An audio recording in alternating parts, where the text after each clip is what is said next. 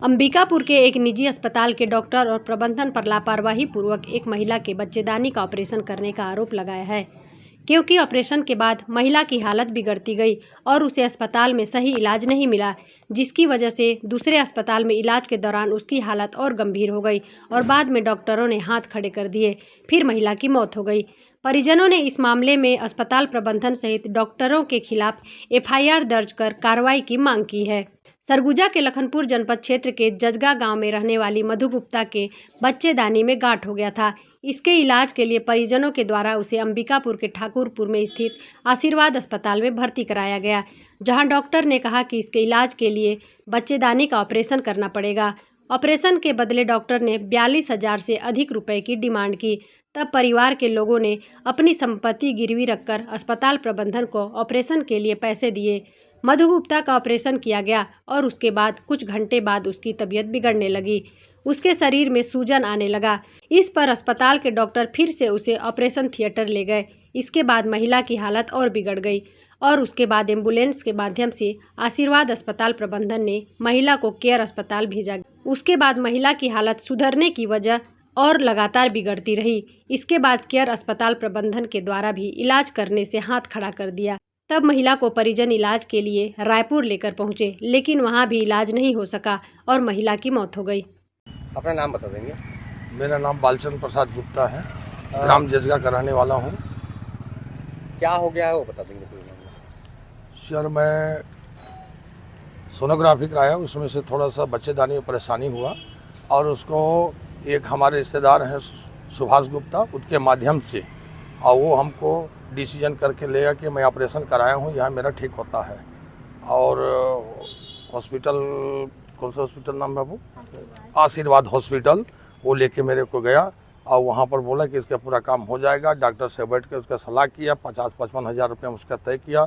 इसके बाद बोला कि इसका मैं पूरा जवाबदारी के साथ में ऑपरेशन करके इसका मैं नॉर्मल एकदम आपको छुट्टी दूंगा भैया। इसके बाद में वो संडे को ऑपरेशन 10 बजे घुसाया, 11:05 निकाला। ऑपरेशन होने के बाद वहाँ से वो ट्रीटमेंट करना चालू किया। एक दो मतलब करीबन दिन भर नॉर्मल ठीक थी। इसके बाद में सोमवार से इसका तबीयत ख़राब होने लगा। इसके बाद मैं डॉक्टर को फ़ोन करवाया सुभाष से कि भाई मेरा मिसेज का तबीयत ज़्यादा ख़राब हो रहा है, आप देख लीजिए। इस दौरान उन्होंने आया और बोला कि भाई गुप्ता जी हड़बड़ा जाते हैं, इसमें कुछ नहीं है, ठीक ठाक है। ऐसे करके तब तक मैं बोला कि भाई इनका ऑक्सीजन लेवल डाउन हो रहा है, बीपी शुगर डाउन हो रहा है, पेशाब नहीं आ रहा है। मैं सब बात को बताते गया, उन्होंने ध्यान दिए नहीं और इसके बाद में सिस्टर लोगों को दवा लिख के चले गया। फिर मंगलवार के दिन 14 तारीख का लास्ट दिन में उसमें सुबेरा उसका तबीयत ज़्यादा ख़राब होने लगा। तब तक डॉक्टर को बुलाया गया, डॉक्टर ने आया, हड़बड़ा के देखा। इसके बाद ने दूसरा बार थिएटर में ले गया। इसके बाद दूसरा टाका खोल के ऑपरेशन किया। ऑपरेशन करने के बाद इसके बाद तब तक मैं घर वालों को बुलाया, गाड़ी में हमारे भाई और मामा जुट गए। जुटने के बाद उनसे पूछे कि डॉक्टर साहब क्या मुसीबत है? बोले कुछ नहीं दिक्कत है, इनको मैं यहाँ से ऑक्सीजन लेवल में केयर में डाल दे रहा हूँ 2 दिन के लिए, इसके बाद नॉर्मल में रिपीट ले लूँगा वापस। इसके बाद मैं वहाँ से फिर उनका पीछे दौड़ा, इनका क्या साठ गांठ था, कैसे बात हुआ, केयर में डलवा दिया। वहाँ भी 25-30 लाख केयर में डलवा दिए? केयर हॉस्पिटल चोपड़ा कॉलोनी में वहाँ से रेफर किए थे? रेफर अपने से बिना परमिशन का उन्होंने एम्बुलेंस मंगाया, बिना जानकारी का। इसके बाद में उसको लेकर के वहाँ एडमिट करिए। इसके बाद हम पीछे दौड़ने लगे, वहाँ देखे, जांच जो भी हुआ और समझ नहीं आया। उनके बाद उन्होंने 2 घंटे 3 घंटे में जवाब दे दिया कि भाई हमारे यहाँ इनका इलाज नहीं हो सकता है, आप कहीं देखें। फिर मैं रामकृष्ण हॉस्पिटल के लिए वहाँ पर तैयारी किया सर। इसके बाद मैं एम्बुलेंस सेट करके और कार के पीछे लेके 4 घंटा में रामकृष्ण हॉस्पिटल लेके भागा। तब तक इनका ऑक्सीजन लेवल एकदम डाउन हो गया, बीपी शुगर बंद होने लगा, काम करना बंद कर दिया। उन्होंने बहुत प्रयास किया। इसके बाद मशीन में डालने के बाद उसको काफ़ी प्रेशर ऑक्सीजन मशीन से कोशिश किए, दवा इलाज किए और वहाँ भी सक्सेस नहीं हुआ। उन्होंने बताया रिपोर्ट के आधार पर कि इनका शरीर पूरा इन्फेक्शन फैल चुका है, जहाँ ऑपरेशन हुआ है वहीं से इनका डैमेज हो गया। अब इसमें संभव नहीं है गुप्ता जी, आप इसको ले जा सकते हैं। इनका 1% मात्र ऑक्सीजन लेवल में कुछ सांस चल रही है। ये आपका 4 बजे लास्ट जवाब दे दिए, 2 बजे। फिर अंत में हम लोग फिर वहाँ से मामले में क्या चाहते हैं? हम इस मामले में चाहते हैं कि डॉक्टर को कड़ी से कड़ी कार्रवाई हो, उसका दुकान पर सील लगा जाए और मेरा मानहानि का दावा ठोकेंगे। हमारे धर्मपत्नी मितानिन स्वास्थ्य कार्यकर्ता थी जो 45 से 47 वर्ष थी, जिसमें मेरा जीवन जीविका मेरा बाल बच्चे चल रहे थे। आज मैं अनाथ हो गया सर। इस बात को मैं प्रमाणित करता हूँ कि मैं मेरे जैसे कोई और इस स्थिति न फंसे। अब इसका विशेष रूप से इसका ध्यान देकर इसके जांच किया जाए, हमारा यही मांग है। और हमारा मुआवजा का मांग है कि हमारी ज़िंदगी में लाइफ में मैं अंधेला में सड़ गया। मैं खेत गाड़ी गाना धर के मैं अपने इलाज के लिए उसका ट्रीटमेंट बचाने के लिए ले गया था, न कि मैं मौत के उसके घाट उतारने के लिए उसको दिया था। यही मेरी जानकारी है। आप सब बंधुओं से मेरा निवेदन है कि मेरा फैसला किया जाए। मधु गुप्ता का ऑपरेशन डॉक्टर कंचन माझी के द्वारा किया गया और जब महिला की हालत बिगड़ी तब उसे बिना ऑक्सीजन सिलेंडर के ही एम्बुलेंस में आशीर्वाद अस्पताल से केयर अस्पताल भेज दिया गया। इसके लिए परिवार के किसी सदस्य से पूछा तक नहीं। आरोप है कि आशीर्वाद अस्पताल बेहद कम संसाधनों में संचालित किया जा रहा है और यहां पर कई जटिल ऑपरेशन किया जा रहा है, जिसकी वजह से ऐसी घटना हो रही है। लेकिन अस्पताल प्रबंधन क्या कह रहे हैं, सुनिए। मैं इस हॉस्पिटल का ओनर हूँ, आशीर्वाद हॉस्पिटल का। सर, एक मरीज के यहाँ आपके यहाँ ऑपरेट हुआ था और परिजन को आरोप है कि गलत ऑपरेशन से उनकी मौत हुई। नहीं, ऐसा बिल्कुल भी नहीं हुआ है। मेरे यहाँ एक मरीज भर्ती हुआ था, 13 तारीख को उसका ऑपरेशन हुआ था। 13 तारीख को ऑपरेशन के उपरांत वो पेशेंट बिल्कुल स्टेबल थी। 13 को भी ठीक थी, 14 तारीख को भी ठीक थी। 14 तारीख की रात में थोड़ा हल्का फुल्का बीपी फ्लक्चुएट हुआ था। उसके बाद इसको हम लोगों ने देखा और देखते ही साथ तत्काल उसे हम लोगों ने आईसीयू, जो एक मेडिकल आईसीयू होता है, वहाँ के लिए जीवित अवस्था में रेफ़र किया था hospital, DHT hospital Ambikapur. Sir, उनका आरोप है कि आपके पास सुविधा नहीं हॉस्पिटल में, उसके बाद भी आप मरीज एडमिट कर देते हैं। किस चीज़ की सुविधा नहीं है? मेरे यहाँ आईसीयू की सुविधा है। एमआईसीयू, मेरे यहाँ आईसीयू की पूरी सुविधा है। लेकिन अगर पेशेंट को मुझे लग रहा है, जैसे हमें सर्जरी किया है, हमने सर्जरी के बाद हमें लग रहा है कि पेशेंट को वेंटी की ज़रूरत पड़ेगी, तो उसके लिए हम एक हायर सेंटर में रेफ़र करेंगे। और लाइव पेशेंट, बिल्कुल बोलती हुई कॉन्शियस ओरिएंटेड पेशेंट यहाँ से रेफ़र हुई है। ठीक है, कहाँ हुई है? Doctor DHT hospital Chopdapara. एक और आरोप लगाया जा रहा है कि कोई भी पेशेंट को अगर रेफर किया जाता है तो पेशेंट के परिजनों को बोला जाता है कि आप एम्बुलेंस करिए, आपको रेफर दिया जा रहा है।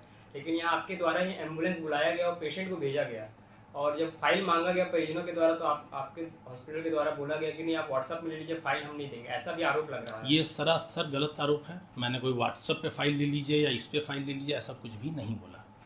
फाइल परिजनों को मिल चुकी है। हाँ, फाइल और जो एम्बुलेंस की बात है कि आपने ही एम्बुलेंस से बुलवाया था, उसके बाद पेशेंट को यहाँ से रेफर किए। तो जब मुझे रेफर करना है पेशेंट को, तो ऑब्वियस सी बात है एम्बुलेंस तो मैं ही बुलाऊंगा। क्या पेशेंट, क्योंकि एम्बुलेंस हॉस्पिटल में रहती है, पेशेंट के रिलेटिव के पास तो एम्बुलेंस का नंबर नहीं रहेगा। पेशेंट का हॉस्पिटल के पास क्या कि आपने बुला के तत्काल उसको रेफर किया गया? तत्काल बिल्कुल भी रेफर नहीं हुआ है। पेशेंट को बिल्कुल स्टेबल किया गया है। पेशेंट यहाँ से बिल्कुल कॉन्शियस ओरिएंटेड का मतलब होता है बिल्कुल बोलता चालता पेशेंट रेफर किया गया है। कोई आनन फानन में डिसीजन नहीं लिया गया। हाँ, एक पेशेंट परसों मधु गुप्ता आई थी, उसका ऑपरेशन हुआ था और उसको यहाँ पे रेफ़र किए थे। उसका बीपी नहीं बढ़ रहा था, तो उसकी वजह से यहाँ पे उन्होंने मेडिकल सपोर्ट के लिए, मेडिसिन सपोर्ट के लिए यहाँ पे भेजा। तो पेशेंट आई।